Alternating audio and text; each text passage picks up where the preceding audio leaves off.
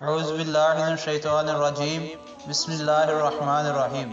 अस्सलामु अलैकुम वरहमतुल्लाहि वबरकातुहू। नाज़रीन, आपको अपने चैनल अली रज़ा टीवी में खुशामदीद कहते हैं।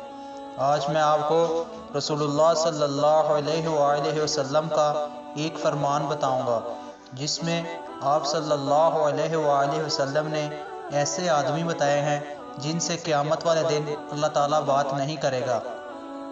हज़रत अबू ज़र रज़ी अल्लाह तआला अन्हु से रवायत है कि रसूलुल्लाह सल्लल्लाहु अलैहि वसल्लम ने इरशाद फरमाया, 3 आदमियों से अल्लाह क़यामत के दिन बात नहीं करेगा।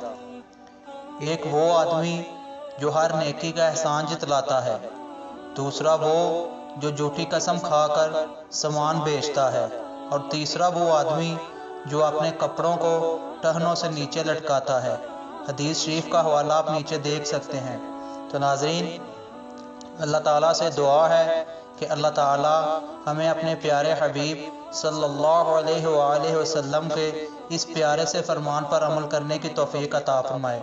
और अगर इन 3 निशानियों में से कोई एक निशानी भी हमें पाई जाती है तो हमें चाहिए कि हम उसे अपने से दूर करें, ताकि कल क़यामत वाले दिन अल्लाह ताला की बारगाह में सुरखरू हो सकें। वीडियो को ज़्यादा से ज़्यादा शेयर करें, हमारे चैनल को सब्सक्राइब करें। अस्सलामु अलैकुम वरहमतुल्लाहि वबरकातुहू।